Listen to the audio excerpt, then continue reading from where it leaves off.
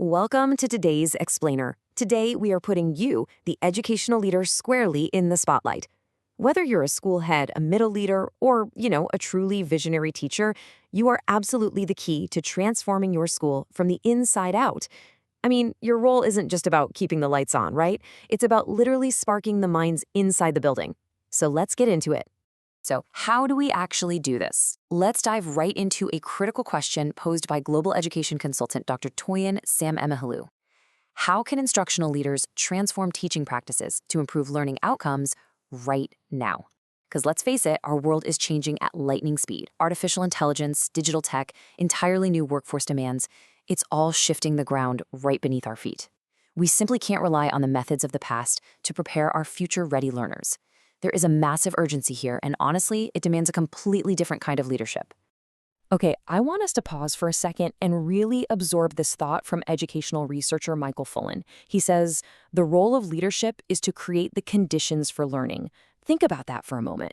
The stakes here are incredibly high. Your true purpose isn't just administration. It's creating an entire ecosystem where excellence is just the standard, where teachers thrive, and where student learning is the heartbeat of literally every single decision you make. And that brings us to a pretty sharp contrast. In the old model, educational leadership was mostly just about managing schools, right? Overseeing the building, handling operations, making sure the buses simply ran on time. But today's mandate? It shifts you from just managing a building to actively improving teaching and learning. It's a huge leap. We're moving beyond passive oversight and really driving those future-ready skills our students desperately need, like critical thinking, adaptability, and emotional intelligence. So, what does this actually look like in real life? Well, instructional leadership is the intentional process of improving teaching quality and student learning. I really want to stress that word intentional. It doesn't just happen by accident. It happens through deliberate coaching, making evidence-based decisions, and really committing to continuous teacher development.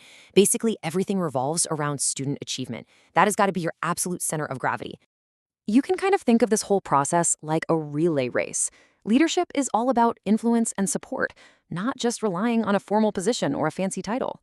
You can't just observe from the bleachers or, dictate from a corner office. You've got to be out there on the track. You need to set high expectations and actively support the growth of your teachers so they can smoothly pass that baton of excellence directly to the students. Now, to pass that baton successfully, you have to fundamentally shift your school's culture. Basically, you need to replace blame with growth. When a lesson doesn't go as planned, and hey, it happens to the best of us, an old school manager might ask, why did this lesson fail? But an instructional leader, they ask, what can we learn from this lesson to improve the next one? That one simple shift in how you frame a question completely changes the vibe from a culture of fear to a culture of continuous supportive coaching. So, how do you actually coach your teachers effectively? A really great way is to use the GROW coaching framework. Think of this as your quick-fire toolkit, something you can literally start using in your school tomorrow. G is for goal. What improvement are we aiming for?